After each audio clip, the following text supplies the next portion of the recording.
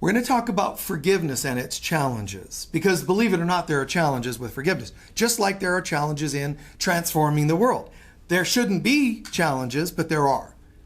There shouldn't be challenges with changing the world, and there shouldn't be challenges with your body becoming healed, and there shouldn't be challenges with forgiveness. But in this world there are, because there's parts of us that cling. The body clings to its illness, the ego clings to its control, and so on.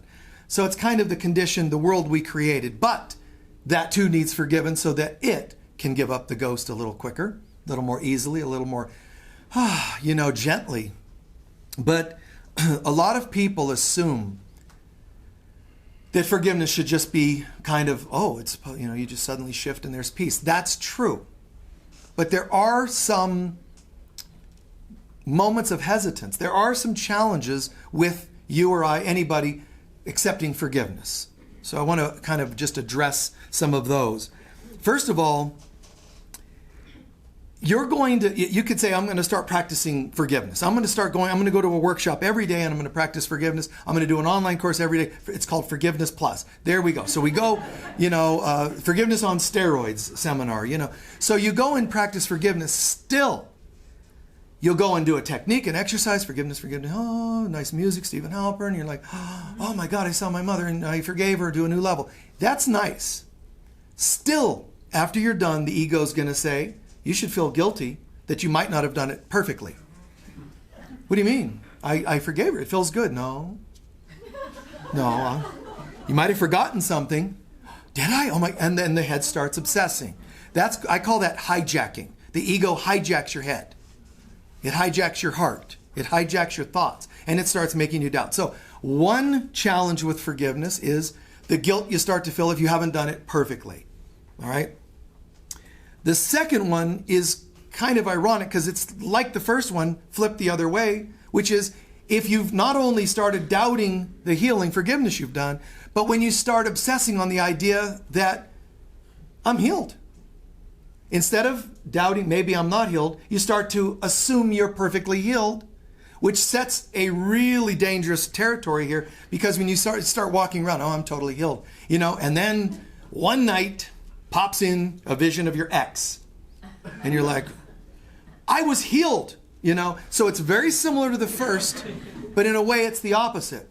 The one, you're weak, and you're allowing these little voices to say you might not have done it perfectly. The other, you're being overly hard. I absolutely have forgiven everybody and everything because I went to the seminar. And they charged me $10,000. I better be healed. So there's this hardness. And the other one's weak. This one is overly hard. And it's perfectly healed. And that one, as a healer counselor, for years, guys, I've done this work. I cannot tell you the large percentage of people that sit before me and I'll have them do a process and something comes up, triggers them, and they'll go, but I already healed that. Happens a lot. When you make it like an insistence, you've given room for the ego again. I know it sounds weird because you would think, no, I have the right to affirm that I'm totally healed. It's not a matter of totally healed. A truly spiritual person says, yes, absolutely. It's my intention to be healed. Oh, I just had a wonderful forgiveness process. Oh, that feels so good and expansive. And then some creepy person from the past shows up 10 days later. You're supposed to just go, oh, okay, and do it again. Instead of, that can't be. You're sick if you do that. It means you've gotten yourself invested. And that's very sad. Because if you have to be healed, if you have to be perfect, if you have to have forgiven everything, it means you're still scared of it. You have to go, whatever. If it comes up, it comes up. I'm open. The ego, as I've said this many times, your ego does not know what to do with people like that. So it goes, boo, and you're like, okay, healing, forgiveness. Wait a minute. What? Okay, fine. Then no boo. Okay, I'm good with that too. What do you mean? It doesn't know what to do with people that are just okay.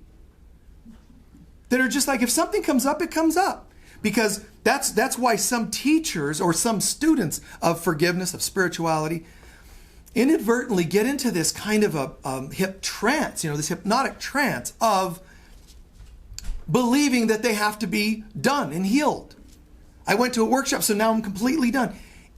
If someone were to say, hi, welcome, you're going to give me $10,000, we're going to do a seminar on forgiveness and healing, which, by the way, might not work. Who's going to go to them? But they're being honest. When I say it might not work, I'm exaggerating. It's going to work. But pieces are going to come up. It's possible. I'm not saying affirm that more has to be done, and I'm not saying to affirm that nothing will happen. All healing is all at once. No healing is ever done. Neither extreme. I'm saying forgiveness means learning to navigate, staying in the center, that if something comes up, I'll work it. I mean, it's really not that foreign to a 12-step concept. You see, it's like, and if it happens, no person should go into recovery and say, and I'll never be tempted again now that I went to one time went to a group. This is a process and you'll stay with it. How long? You'll just stay with it. How long? Just stay with it. How long? Stay with it. And then you have teachers that'll cover their butts and say, well, forgiveness is like an onion. And you'll have to peel, and the layers are always there. What kind of teacher is that? I mean, if that isn't clearly an ego adaptation, I don't know what is. It's like an onion. There's always layers. But that's not true. I mean, have you ever cut an onion in half or peeled an onion? There's actually a point where there's no more layers. So I don't know why they say that. It's like an onion. The layers never end. Like, no wonder. I mean, you have problems. When you eat an onion, I mean, really? Have you never run out of layers? It just doesn't make sense. But people come up with these weird spiritual precepts to say, it is like an onion. There are layers, and they do end. The point is, you have tears in the meantime, first of all. Yeah, that's good. Yeah. Second of all, it stinks to have to do this work. No. But you have tears. You'll have tears, but when you say, but how much more, as soon as you ask, it means you have an issue with there being more. Therefore, you have work to do. It's when you don't care. The ego goes, you must care, but I don't. But that means you won't go to heaven. Yeah, it's fine. Already kind of there. You're going to go to hell. No, I don't think so. I'm going to give you more memories. That's okay, because it's interesting, ego. The more you bring up, the more I'm going to release them. And then the less power you have. Then I won't give you any issues to forgive. I'm good with that too. You see, like, it's like you're just stoned and you don't care. That's what spirituality could be like. It's just like, I'm chill. It's true. It's a state of consciousness that you've heard Buddha talk about, you've heard, Lao Tzu or whomever in history, mystics. There's this, wow, I get it now. There really is. That's what it's called, awakening. It's, oh my God, I get it. This world seemed to have power that it doesn't really have. And that feels really good. But it's okay to also own that there might be some challenges along the way. There might be some challenges for even forgiveness. There might be some triggers here and there. There might be some, I thought I was done. Whatever the case may be. Memories pop up. Please, you're not doing yourself any good to judge yourself when something you thought was gone pops up. Or something you didn't think was an issue pops up. Well, that can't be happening, but it is. So just release. Now, do you realize if you listen carefully to what I'm describing, the person who would not do what I'm advising today would be a person who has not yet learned to forgive themselves. The one that says, I should have been done. Oh, I'm sorry, honey. Sounds like you're judging yourself. But I should have been done. But I thought that, and I didn't know. I know, and I'm sorry that that kind of bothers you. But it sounds to me like forgiveness today is going to be directed at yourself. Do you see that? Watch that carefully. Because there is the level of working on others, forgiving others. People really underestimate the need to forgive themselves. And it doesn't mean just for some huge naughty thing you've done, even these little pecking away at your peace is still a need to heal and forgive ourselves. So the ego wants us to think about anything but peace. I have issues. I shouldn't have issues. This shouldn't have come. It's not peace. So we learn to breathe. We learn to say, okay, I'm going to have to start working on myself. Problem is, if self-forgiveness is perceived as something appalling, like I don't want to think I've made mistakes, I don't want to look at myself, because that's what we do. We typically are dealing, projecting stuff on other people so that we don't have to look at ourselves. I mean, honestly. I mean, there's the old saying, some of us have heard when it comes to people who are anti-gay turn out often to have those tendencies in themselves. It's called projection. But just take it off that topic and put it anywhere. Racial, gender, sexual preferences. It's called projection. When you start talking about somebody else being a certain way, because all of them are that way, it's something disturbed in here. And we have this tendency to think that once I sneeze, oh, that feels better now. Your cold isn't gone. You just sneezed. You alleviated a little bit of a building symptom. You follow? Like a sneeze. And all you did was sneeze. It doesn't mean you're healed. When you project onto people, that's what the ego tells you. Doesn't that feel better? That it was them and not you? It does. Then you become addicted to sneezing or projecting. Wow. What are you saying there is amen. And so, yes. So, self-forgiveness can be perceived as something that's like, unfortunately, some people are going to say self-forgiveness almost feels selfish. Think about it. Listen to what I just said and go inside with it. Some of us, most of us, if not all of us, believe that if I forgive myself, that's a selfish act.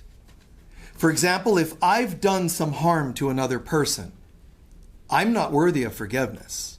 I did something very bad. And in our head, it's the ego that says you can't be forgiven. You shouldn't forgive other people now some things you are allowed to forgive, the ego will say, that one's fine, which it never really believes that. But by making you think some things are fine to forgive and others are not, it's already completely obliterated your mind. Because as soon as you think some things are agreeably, acceptably not forgivable, then you're already in an unforgiving mind anyway. So it slips a couple in that seem okay, but it keeps you in the unforgiving mind.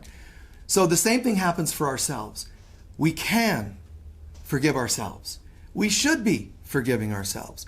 But there's something inside of us that says, that's selfish. If you did something wrong and you just let it go, that's selfish. Who do you think you are? You get what I'm saying on that one? It's a very strange, covert kind of thing. I have to pause for a second because I want to make sure the speaker's on outside because there's people watching outside, okay? Hold on. You heard it? I heard it. I had them turned on. You what? I had them turned it on. Great, it's on. Thank you. So, I forgive myself for that expense.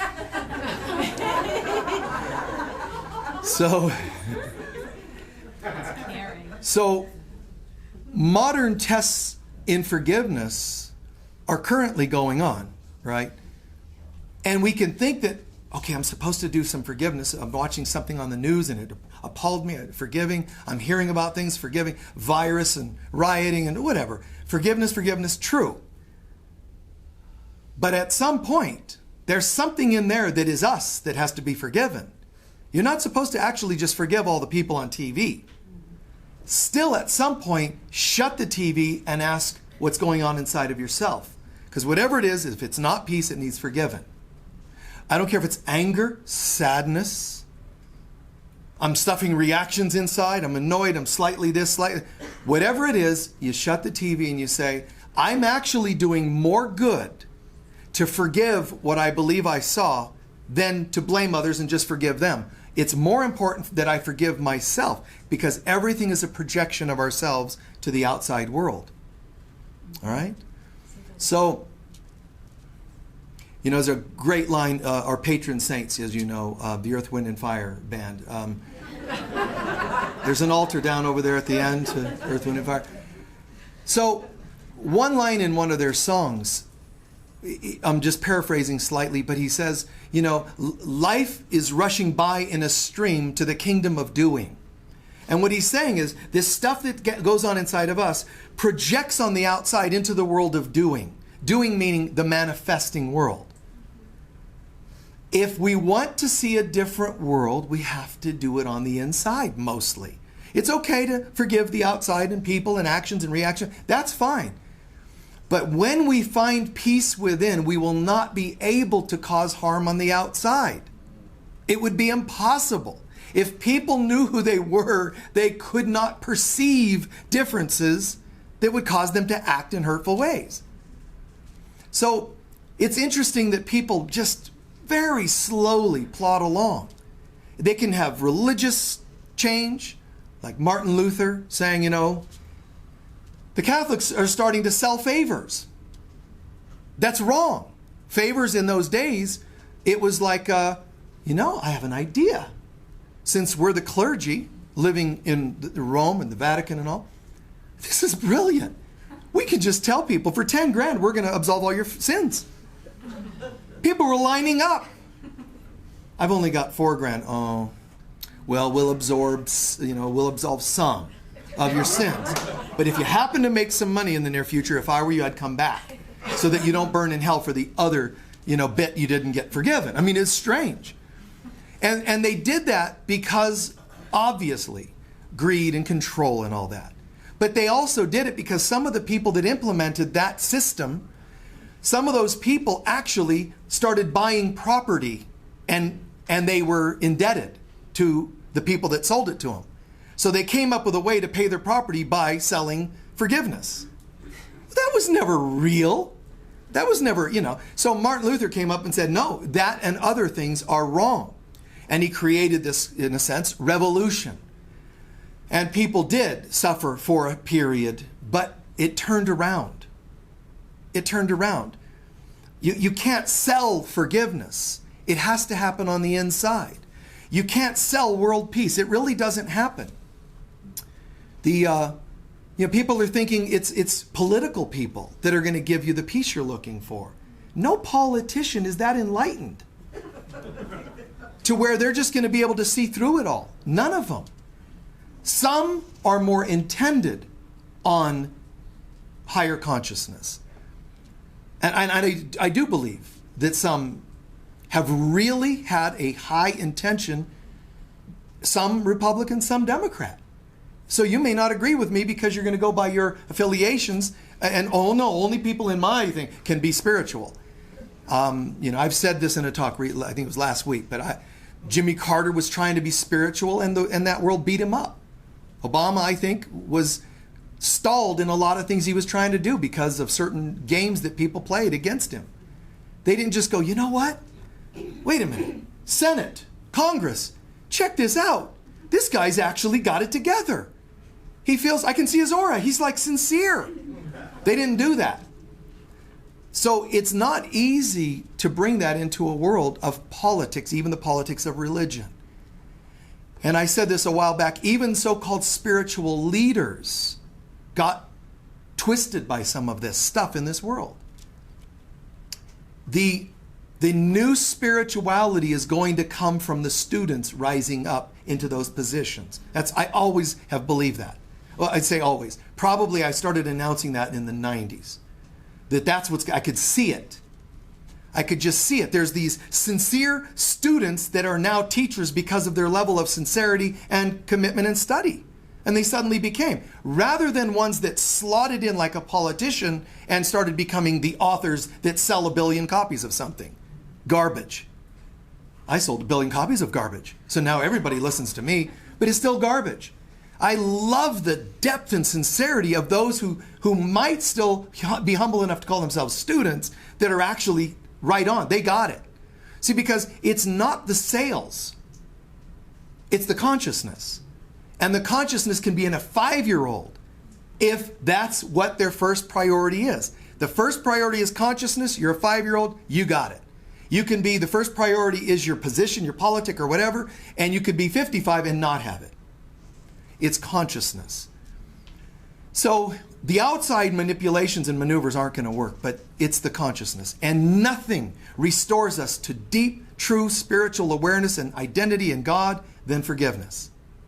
And forgiveness will go through stages of forgiving others, then it shifts towards forgiving self. It just happens. That's the natural process.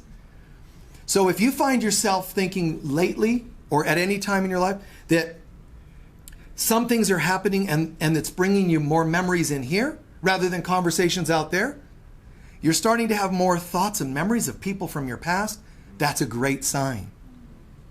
Well, no, because the stuff about me, I thought I did that. I'm starting to work on others. Actually, the longer you spend forgiving others, you're actually conveniently avoiding yourself. This is great. I met a whole new group of people I don't like. So now I'm going to work on my love and forgiveness for you and you and you and you and you and you and you and you and you and you. But as long as I don't have to look here, and it's so much more efficient to say, well, there's 100 of you that I don't like and 1 of me. I could work on 100 of you, which could take lifetimes. Or I could work on me. That could take minutes, hours maybe. It's far more efficient. But it's too scary. Because if I turn and start working on myself, I start finding all these creepy thoughts that made me not like the 100 in the first place. You see what I'm saying there? This is like people often say, Michael, what's the difference between, or similarities between judgment and resentment? They're kind of the same. When people say, what the difference? Is resentment, judgment, you can use them interchangeably and they're kind of the same, but there is a difference if you want to get technical. Judgment is what you do first. Then you begin to resent the person so that you're building a case for your original judgment. So the resentment has to build because it becomes the fuel to keep the judgment alive in the first place. I'm judging you. Wait, here comes some resentment. Yes, now I'm okay. Now I'm going to just judge you forever because I feel resentment towards you. It fuels it. Technically, you can say they're the same because they happen so quickly that they look the same, but they're not. So when you feel like you have a resentment, the resentment is almost like, again, the fuel. It's the thinking that keeps the judgment alive. So sometimes you just go right after judgment and catch it, release it. With it would die the fuel that was fueling it. But sometimes you're going to find yourself working a little of resentment at a time till you can get to the root of the judgment. Does that make sense? And the resentment's the stuff that your head starts conjuring to justify the judgment. And the resentment is almost like this underlying feeling that's left.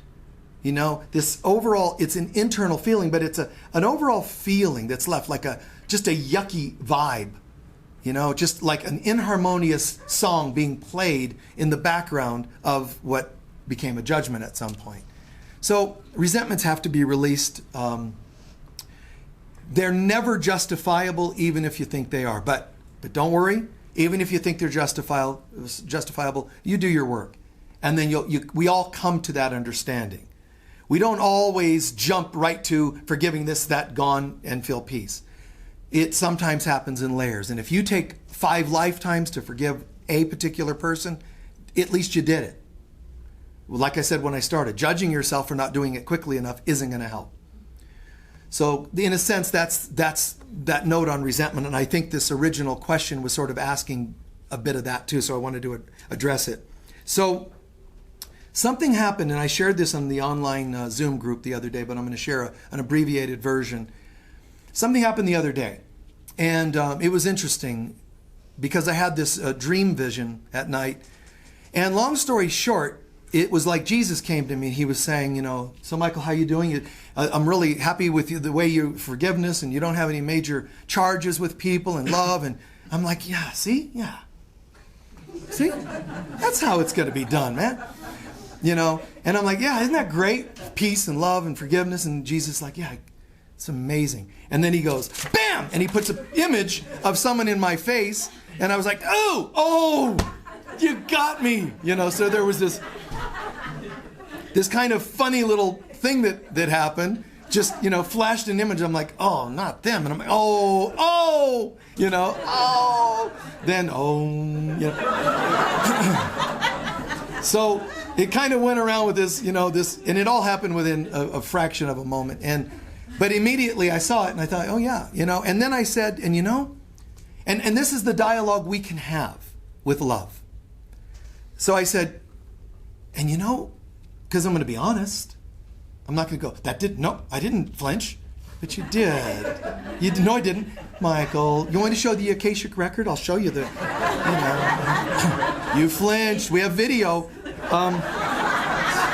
So I just go, yeah, okay. I said, and what's interesting is that I said, this was an aunt and uncle that I, only saw maybe half a dozen times in my life. But every time I did, they had this thing, this tendency, the insistence to create conflict between people. They were from my mom's side of the family, so they wanted her to hate my dad. They wanted my parents to hate me. I mean, it was like they just did that. So I kind of said, I remember them, and here's what really kind of bothered me. And Jesus didn't say, you're wrong. Oh my God, you're judging. Don't speak like that. La la la la la. Like Jesus needed to protect him. He's like, yeah, they kind of did do that behaviorally, didn't they? I said, yeah, And he said, but here's another way you could look at this. What's the main feeling about these people that just kind of triggered you slightly? And I said, well, besides that they created conflict, there's this deeper belief. What is it? Go for it, Michael. Come on. And I said, well, it's almost like had they not been around, there's a child inside of me that believed that maybe my parents would not have hated me so much. Maybe they would have liked me more if it weren't for them causing conflict. You follow so far? Okay, cool. And Jesus kind of replied, no, they would have still not liked you. I'm playing when I say that. Listen, he says, you see, the child wished that they didn't do that because the child wished, because listen, if they hadn't done that, your parents would have liked you more.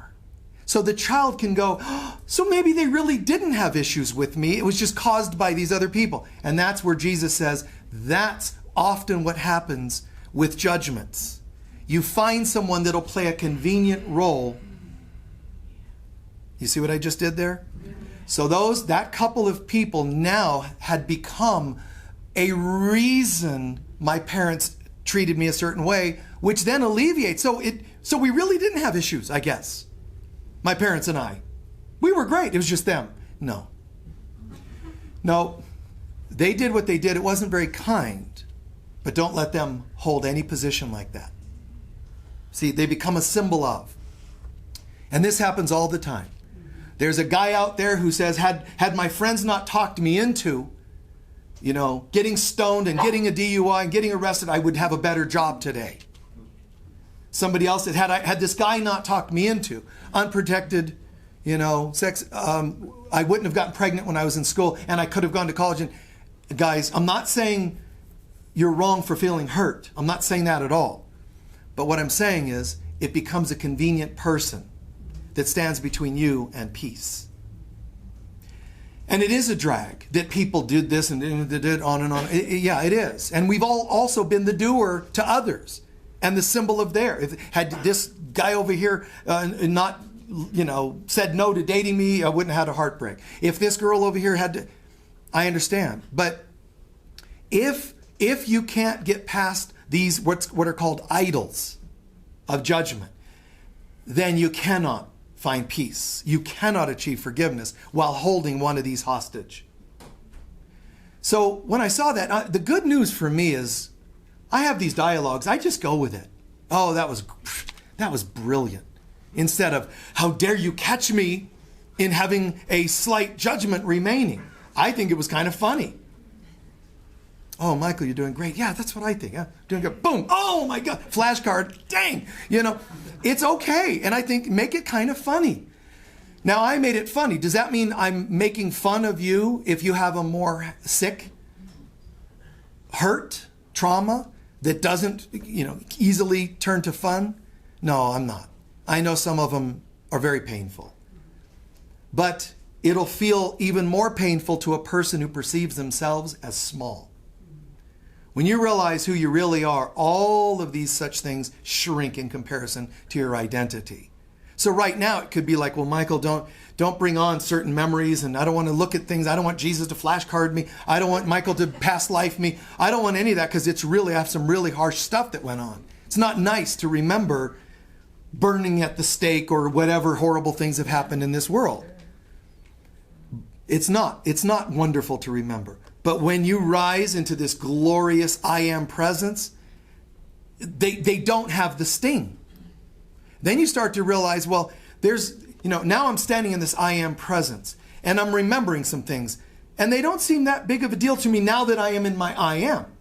If I were to shrink down to being the little one that lived in these various lifetimes, yeah, it hurts more because I'm little in the lifetimes that are big, you see? But when I'm in the God self, I'm really large and the lifetimes look very small in comparison. But if you can't even get past your own moments and hurts and annoyances, try to imagine how challenging it might be to one day realize you're everybody's hurts. What you thought happened to you and what happened to me, you think are separate. As we grow spiritually, we go from my issues in this life to my issues in all my lives. Oh my God, I thought just last year was horrible. Now you're asking me to kind of process this whole lifetime? Oh my God. Then you go, okay, feeling kind of clean, let's go into all your lifetimes. That's kind of what it's like, spiritual growth. It really is. It's not just you grow as high as your roots have gone low. Mm-hmm. So into your life, into yourself you go. And yourself only goes so far and then you become ourselves. And then it's like, well, now wait a minute. I didn't mind processing some of my stuff, but I'm not going to process his. Hers, theirs, but you're all one. No, I don't want to be one then. Never mind. I erase all prayers, affirmations, and decrees about oneness. I want to be separate so that I can be through my issues and go to God. And then you hear this voice, that's not possible. You don't get to heaven as a separate person. You go as one. Oh, well, just forget it then. I'm just going to go back to reincarnating and waiting for everybody else to get it. And then they'll have the love for me to kind of say, all right, come on. And I might be the last one, but at least I will not have had to take responsibility. That's how this stuff works. It really does. It's really strange. It's sad. It's kind of, scary. But it's how it has to happen. We work on ourselves. We work on ourselves, and there's a point where you don't react. See, some traditions have told you have to become perfect to go home. And that has led us to reincarnation and spiritual path. I mean, it's good that people go, I want to improve myself. That's good. But you have to understand, there's more to it. There's something deeper that nobody wants to know yet. By and large, the masses don't want to know this yet. Some think it's you just go to church on Sunday. You just go and, I know you don't understand anything they're saying. You just sit there, resenting being there. And, but just make yourself go because somehow that's as good as it gets for you. Religion. Then you grow a little more and you say, no, I don't want to just sit. I want to go somewhere where I understand. So you deepen. You go somewhere deeper. And that's fantastic. And you start realizing, I'm not just going to heaven, hell. So I don't buy that. I realize that there's something called karma and reincarnation, and I'm working on myself, and I past life this, and I rebirth that, and I'm kind of now, I'm involved, and I'm a participant, and that feels good to you. Congrats. And you think, so maybe after so many lifetimes, so instead of trying to behave and not go to hell, I'm going to change behave and change it into be and have. Behave and don't go to hell, be and have, and you might go to heaven. Oh, that's the difference, see, between religion and spirituality. Remember, religion is for those who fear hell. Spirituality is for those who have been there. Right? So I'm going to behave religiously. I'm going to be and have spiritually. Oh, good. So I'm going to live a better life. I'm going to, practice self-help and improvement and so on. But there is still another path that people don't yet want to know about by and large, which is even though you're still trying to evolve to become a better, more enlightened person and go to heaven, there's the acceptance that you already are evolved and you already are in God and in heaven. Well, wait. But I've spent a lot of money on rebirthing sessions and, you still do it. Still, drink your herbal tea, do your yoga and so on. But do it as though you're home. Do it instead of with the feeling of, I've got to just go, I got to do more and I got, ease up. You're not at a gym, you're in life and it'll be easier for you to not say, I got to do one more rep. Just ease up. One more lifetime, one more rep. Stop. What if, just ask, what if I'm already enough? Remember last week's talk? What if God is already enough? So it's like, what if God actually created us holy? Wow. Then I guess I have no issues and no judgments, and then something pops up and you judge yourself again. I'm already holy in reality, but while I'm on earth, I'm still remembering times when I didn't feel that way. And it's called karma and reincarnation. Oh, that changes my whole view of reincarnation. So if I have to reincarnate, I'm just going to do it. Because there's no attachment to not reincarnating. To have karma. I don't want to have karma, but if you do, you do. If you're as holy as you want to say you're holy, as much as you want to believe that, then learn to sit in your center of holiness and let lifetimes go by. Let memories, just move by. Oh my God, there's a memory I didn't realize I still had. Oh, okay. Well. Oh, there's one I didn't, oh my God, trigger.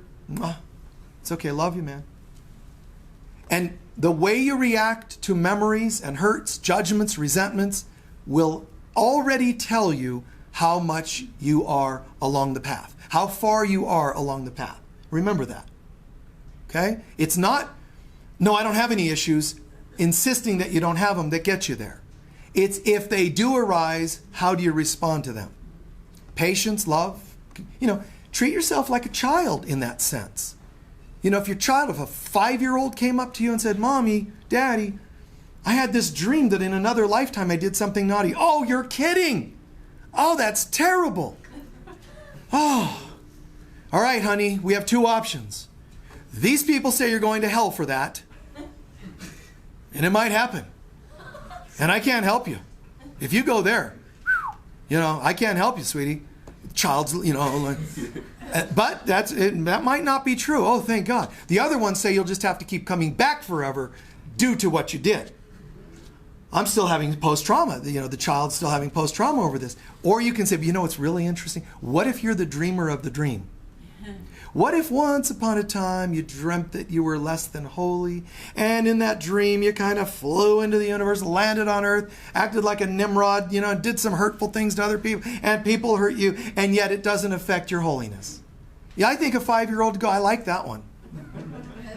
So which one? And here's the funny thing, child, you get to choose. Which one? This isn't a game show where you end up with the one you didn't want. Door number 1, we'll just tell you, is hell. Door number 2 is incarnate forever, which, by the way, is hell. Door number 3, you are as God created you. I mean, think about what a child would say. Daddy, Mommy, can I do? Yes, you can. Choose 3. Really? And then I get to be holy? Yes. And you'll still probably have nightmares once in a while of the other, but they're just dreams. Oh, I like that. If I have one of those dreams and I get scared and I forget that it's a dream, can I come and snuggle with you? Absolutely. That's good parenting, but it's also a holy relationship. Because when you can say to your mom, your dad, your partner, your friend, when I get scared, can I kind of call on you? Yes. Because you're a professional counselor? No, because you're a good human being. And that's all we need to do for each other. People are going to wince and feel pain and react to this world. Your job and my job is to say what I just said without saying it, without preaching it, without telling them, oh, well, what you're seeing on the news is an illusion. That's insensitive. Our job is to know it and then find the most tactful way to tell a 5-year-old or whomever else they might be. And that, oh my God, that takes mastery. That takes stealth. Okay? It takes brilliance. It takes stealth. Because it's knowing this much and then realizing, but I can only tell you this much. That's why Jesus said, for now, I have to give you milk compared to meat, meaning you're not ready to digest, spiritually digest this much, so, I'll just give you this much. But when you're ready, you're allowed to go, okay, can you widen that a bit more? Can you deepen that a little more? All right? That's what we have the right to do. So, as I'm starting to wrap up, the last thing I wanted to say was, it's, like I said, forgiving others, then forgiving self, and then realizing in our holiness there's nothing left to forgive because we're back to whole holiness. But the same goes for the word compassion. Some people are going to say, okay, you go from judging, and then you start practicing forgiveness, and then you learn compassion. Compassion is this wonderful, applicable technique of kind of staying detached from all the drama and who did what to who, and you just say, no matter you're the victim or the victimizer, I'm going to breathe your feelings, your concepts into my heart, literally, technique-wise, ritual-wise. I'm going to breathe it into my heart, which I've already packed with compassion through processes and ceremonies and so forth, and I'm going to transmute and transform your feelings through my heart of compassion. Fantastic. The imagery you have of Kuan Yin, it almost has to be holding a bottle, which she usually, though, is pouring out. And it means the compassionate heart of the mother. I have learned to be the compassionate heart of the mother that pours compassion out upon others and the world. That's why the tipping of that jar. Okay? That's what compassion is. It sounds like that's the highest, but it isn't. If you want to go a little deeper, remember this. Compassion still implies there's a problem that needs compassion. There's going to be a point of consciousness that people reach where there doesn't even need to be an application of compassion nor forgiveness. Back in our holiness, everything is bliss again. There's no need to correct anything, fix anything, heal. None of that's there in God. So for now, humans, problems. Mystics and master humans, they forgive and apply compassion to help heal the problems. That's the second level up. Third level up is, I'm beyond all of that and everybody's holy again. Do I think everybody's ready to rush into that one? No. Do I think almost anybody is? No. Most people are barely even willing to go from hurt and hate to love and forgiveness. So if that's where they're at, then that's where we live for now. My consciousness knows about this one. My consciousness applies this one. I know this, but I'll apply this for now until we all get to know this. Even Jesus, who becomes one with God, still hangs out in the ethers to communicate with human beings about their day-to-day stuff. When he says, hey, Michael, how's it going? Then flashcard, and when he does that, he's not hanging only in the holiness of God and saying, oh, Michael, let's experience holiness. He has to meet me halfway to the point where there's still a human wanting to heal things and show me a flashcard. But if I insisted on being on the first level, hurt and hate, he could say anything and I wouldn't hear it. And that's why some people find that they cannot hear. They cannot fathom the concept of love and forgiveness because they're already preoccupied with hurt and hate. Understandably so, by the way. That's called compassion. Understandably so. The things we've done to each other, it makes total sense that people would have a hard time shifting into love and forgiveness. Absolutely. Right? You see what I'm saying there? So even on the human plane, hurts and hates, do your best to bring that to love and forgiveness. Through patience, through compassion, whatever other means seem right for you. Let's take a few centering breaths, please.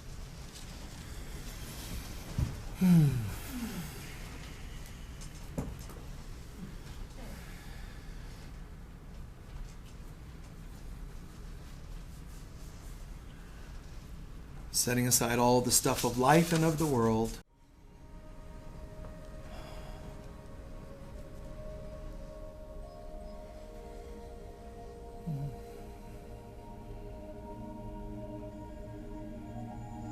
Several breaths. In, hear the words I am. Exhale, the word relaxed. Like a self-hypnosis, I am relaxed, and set aside all else.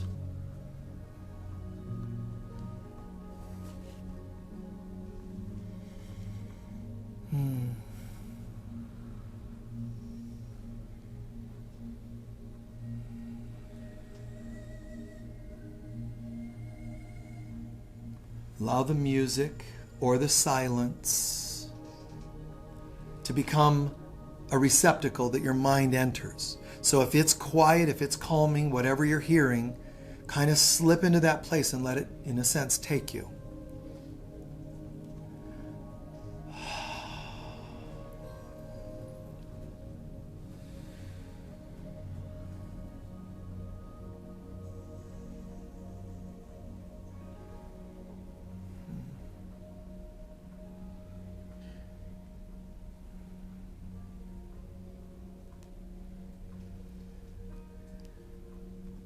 And then let's imagine something for a moment.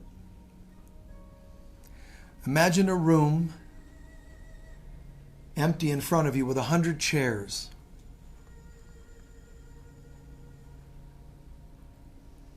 And just, we'll do an abbreviated version of this, but 100 chairs, and you're standing up at the front of the room looking at 100 chairs. Now allow from any time in your life, and if you want to do clusters of people, you can do that. So we'll make it easy by doing clusters of people. Allow yourself to remember 10 faces, names, or images or events that you've had in elementary school. If you can come up with 10 people or less, the ones you can see as love, through the eyes of love, healing, peace, if you can see upon their face like a glow of the presence of God, put them in the chairs in the room. Any of them that trigger slightly, set them in the front row.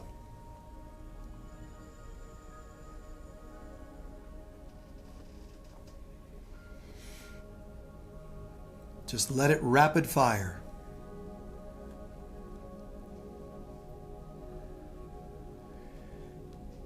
Ten people from middle school.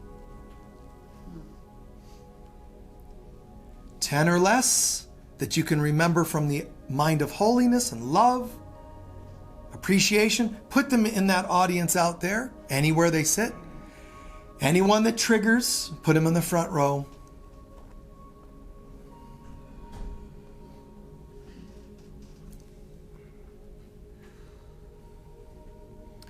Be objective, be spontaneous, don't try to control it. Don't try to prove yourself spiritual. Let them go where they need to go organically. 10 high school.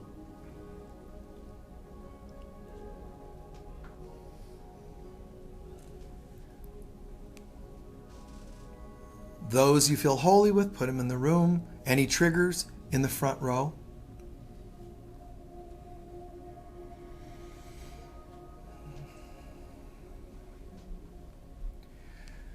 College or after high school, early 20s. Even if it's not college, it could be at home. It could be dating. It could be marriage. It could be children. 10 during that time period. Blissful ones in the audience. Any triggers, front row.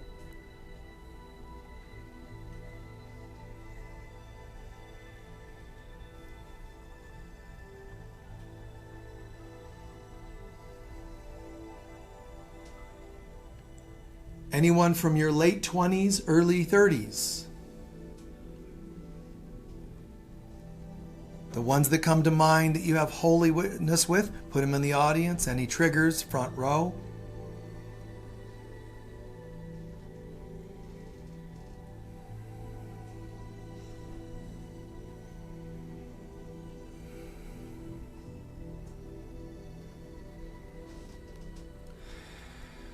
All through your 40s too. 10 in the audience or front row.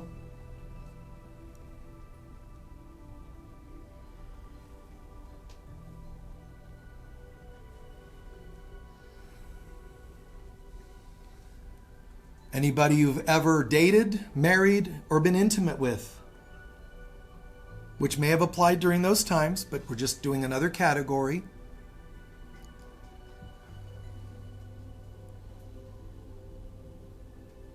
Even if they rejected you romantically, if they come to mind, holy visions of those people in the audience. Trigger people, front row.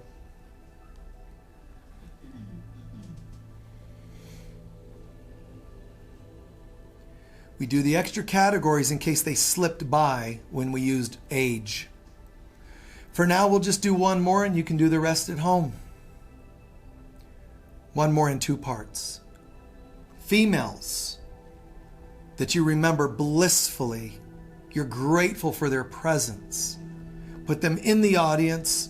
Triggers, front row.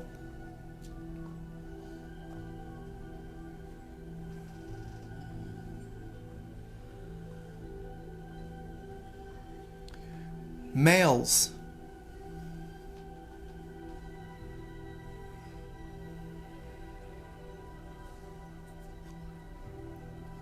In the audience or front row.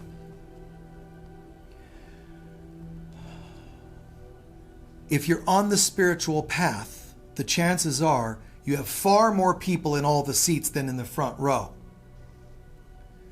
But the work is this. Give thanks to the people in all those rows. Thank you, thank you. Somehow we've come to my ability to see you as beautiful. Thank you.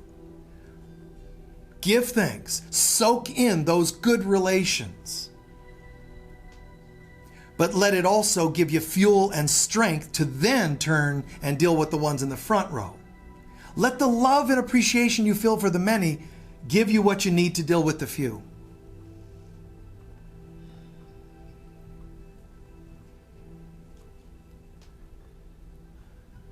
And when you have time, you can do more categories. It doesn't take much. You can use anything you want as a cat. People I've met on vacation. People that I run into on the roads. Types of people, not individuals. Impatient people. Addicted people. And for many, you just say the word politician and you might as well just march them to the front row and sit them down. Because that's an automatic trigger for some. Religions, the leaders of religions, any category. Bring them forward, and at some point, many of them are sitting in the front row. It could be 2, it could be 10, it could be 100, if that's the life you've had. Either way, my intention is love and forgiveness. I don't have to forgive all the ones in the front row right now. I get to choose when. I'm just acknowledging they're there.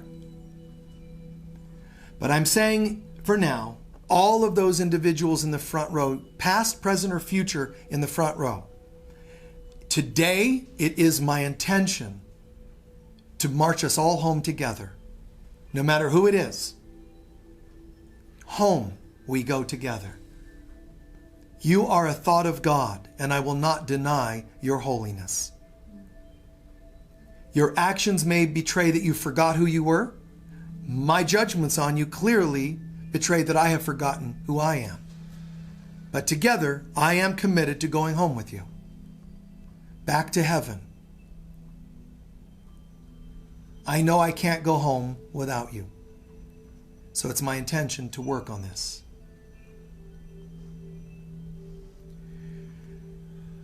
And then a few more centering breaths in your own way, doing what you want with the final half minute. Stretching, breathing, centering, giving thanks.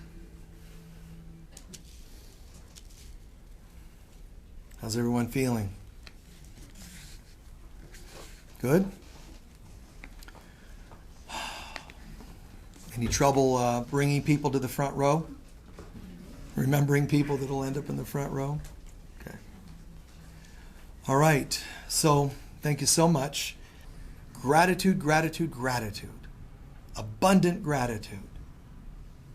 Of all the places we could be today, of all the things we could be thinking, we actually chose God as a priority.